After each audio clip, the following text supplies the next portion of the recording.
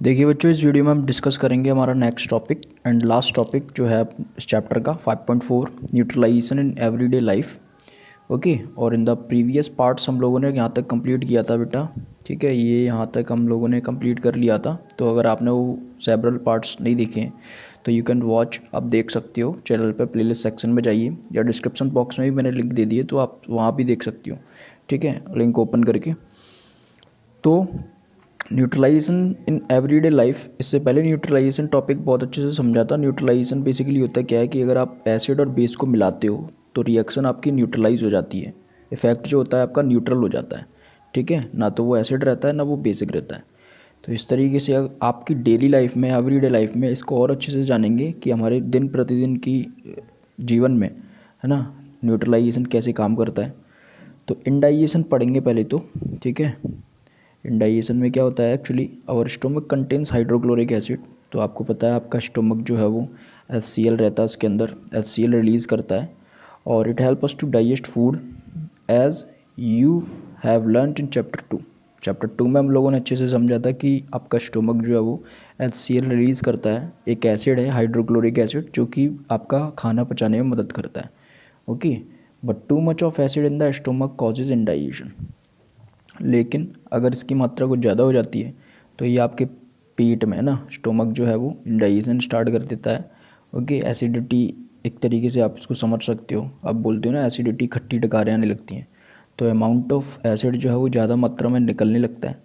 Sometimes indigestion is painful, कभी कभी ये बहुत ही ज़्यादा दर्दनाक, दर्द भी पैदा कर देता है पेट के अंदर, है ना, पेट दर्द करने लगता है। To relieve indigestion, we take an antacid such as milk of magnesia, which contains magnesium hydroxide। इसीलिए अब ऐसा थोड़ी ना है कि हम लोग जो है, जब एसिड मात्रा ज़्यादा हो रही है पेट के अंदर तो हम एसिड ही कुछ चीज़ ले लेंगे, खा लेंगे तो इससे कि वो न्यूट्रल हो जाएगा। तो न्यूट्रल करने के लिए हमें उसमें बेसिक डालना पड़ेगा ना अपने पेट के अंदर, है ना। तो आप अपने क्या लेते हो आप, मिल्क ऑफ मैग्नीशिया। आप चाहे तो मिल्क पी सकते हो, ठंडा दूध, है ना, या फिर आप मिल्क ऑफ मैग्नीशिया, आपसे इनो वीनो जो भी होता है वो बेसिक रहता है। आपको बेसिकली लेना है क्या है इस कंडीशन में, बेसिक कोई सब्सटेंस लेना है ना, कोई सॉल्यूशन ऐसा हो जो बेसिक हो, जैसे कि मैग्नीशियम हाइड्रोक्साइड हो गया आपका। इस तरीके से ये सारी चीज़ें आपकी क्या करेंगी, पेट के अंदर जाके वो एसिड के जो नेचर को ना न्यूट्रलाइज कर देंगी। It neutralize the effect of excessive acid. ठीक है, तो ये जो एसिड होगा सबसे ज़्यादा मात्रा में जो आपके पेट के अंदर है उसके असर को थोड़ा कम कर देगी, है ना, और उसको न्यूट्रल कर देंगे। तो ये एक तो आपका हो गया, ये वाला एग्जाम्पल हो गया। एक दूसरा एग्जाम्पल एंट बाइट होता है, चींटी का काटना। ठीक है, एंट बाइट हो गया, चींटी का काटना, हनी जो आपकी हनी भी होती है, मधुमक्खी का काटना। तो ये सब काटती है ना, when bytes it injects the acidic liquid formic acid into the skin. तो ये स्किन के अंदर आपका एक एसिडिक लिक्विड भर देती हैं, वो फॉर्मिक एसिड जिसे बोलते हैं। हमने पढ़ा था एंट बाइट में क्या होता है, चींटी के काटने से फॉर्मिक एसिड जो है आपके स्किन के अंदर इंजेक्ट हो जाता है। The effect of the acid can be neutralized by rubbing moist baking soda, sodium hydrogen carbonate और calamine solution which contains zinc carbonate। तो ये भी उस जैसा ही है। अब आप उसके ऊपर जो है उसको कैसे सही करोगे, तो आप उसके ऊपर सोडियम हाइड्रोजन कार्बोनेट जो है वो लगा सकते हो, रब कर सकते हो, कैलामाइन सॉल्यूशन लगा सकते हो। तो इसको लगाने से आपका जो है एसिड की जो इफ़ेक्ट होगा, एसिड का इफ़ेक्ट होगा वो कम हो जाएगा और आपका जो है वो जो आपको दिखेगा असर, है ना, पेन वेन जो कुछ भी होगा, एसिड जो होगा वो न्यूट्रल हो जाएगा। ओके, अब देखेंगे तीसरा एग्जांपल, सॉइल ट्रीटमेंट। यानी कि मिट्टी में भी क्या होता है, मिट्टी का आप ट्रीटमेंट कैसे करते हो। मिट्टी में ज़्यादा मात्रा में अगर आप देखेंगे, excessive use of chemical fertilizers makes the soil acidic. अब ज़्यादा फर्टिलाइजर्स जब आप यूज करते हो, केमिकल फर्टिलाइजर्स यूज करते हो सॉइल में, तो उसकी जो होती है ना नेचर, उसका जो होता है एसिडिक हो जाता है। क्योंकि केमिकल फर्टिलाइजर्स में आप देखेंगे ज़्यादातर जो है एसिड होता है। ठीक है, तो एसिड अगर आप ज़्यादा मात्रा में यूज करोगे फर्टिलाइजर्स को तो एसिड तो होगा ही, सॉइल का जो नेचर होगा वो एसिडिक हो जाएगा। और plants do not grow well when the soil is either too acidic और टू बेसिक। ठीक है, तो प्लांट्स जो होते हैं आप बिल्कुल भी उगते नहीं हैं, कब, जब सॉइल का जो नेचर हो ना तो एसिडिक हो और ना ही बेसिक हो ज़्यादा। ठीक है, ना तो टू एसिडिक होना चाहिए, ना तो ज़्यादा एसिडिक होना चाहिए और ना ही ज़्यादा बेसिक होना चाहिए। ठीक है, सॉइल का जो नेचर होना चाहिए वो मीडियम रहना चाहिए, ना तो ज़्यादा एसिडिक ना तो ज़्यादा बेसिक होता। ओके, अब देखेंगे, when the soil is too acidic it is treated with bases like quicklime, calcium oxide और स्लेट लाइम कैल्शियम हाइड्रोक्साइड, ठीक है। तो अगर आप देखेंगे जब इसका सॉइल का जो नेचर होता है बहुत ज़्यादा एसिडिक हो जाता है तो आप इसे ठीक कैसे करते हो, तो इसमें आप बेसिस मिला सकते हो, है ना, क्योंकि न्यूट्रल तो वो तभी होगा आपका कोई भी सब्सटेंस। तो इसको न्यूट्रल करने के लिए हम क्विक लैम मिलाते हैं, कैल्शियम ऑक्साइड जिसे बोलते हैं, या फिर इसको ही स्लेट लैम बोलते हैं, कैल्शियम हाइड्रोक्साइड। अगर आप इसमें मिलाओगे तो इसका जो नेचर है वो सही हो जाएगा, वो एसिडिक नहीं रहेगी ज़्यादा मिट्टी।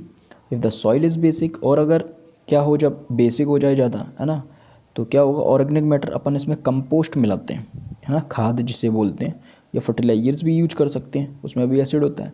तो is added to it organic matter releases acids. तो ऑर्गेनिक मैटर जो होता है, ये कंपोस्ट वम्पोस्ट जो भी होता है, वो एसिड रिलीज़ करते हैं, it with which न्यूट्रलाइजेज the basic nature of the soil. तो जिससे कि सॉइल का जो नेचर होता है वो बेसिक हो जाता है, सॉरी बेसिक नहीं होता, कन्फ्यूज़न नहीं है ना, विच न्यूट्रलाइज कर देता है उसके सॉइल के नेचर को। बेसिक जो रहता है ना पहले, उसको थोड़ा वैसा कर देता है, थोड़ा एसिडिक कर देता है, मतलब मीडियम करके रखता है। ओके, ज़्यादा बेसिक भी बेकार रहता है, ज़्यादा एसिडिक भी बेकार रहता है, किसका, सॉइल का होना।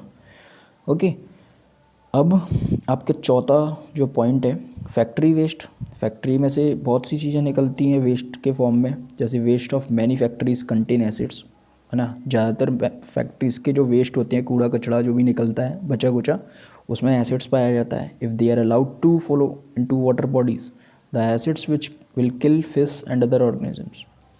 तो ये बात आपको याद रखनी है कि जब आप इस वेस्ट को वाटर बॉडीज़ में, किसी भी रिवर में आप बहाओगे तो ये एसिड फिश को मार देगा, उसके अंदर जीव जंतु प्राणियों को मार देगा। The factory waste are there for neutralize by adding basic substances. इसीलिए फैक्ट्री वेस्टेज जो होते हैं उसको वो उसमें जो है आप बेसिस मिलाया करते हैं, है ना, बेसिक मिलाते हैं, बेसिक सब्सटेंसेस जो है उसका नेचर थोड़ा न्यूट्रल हो जाता है, ना तो एसिडिक रहता है ना ही बेसिक रहता है, ठीक है, मीडियम हो जाता है, जिससे कि कोई भी वाटर बॉडीज़ में जो भी ऑर्गेनिजम्स हैं, जीव जंतु हैं, मरे ना।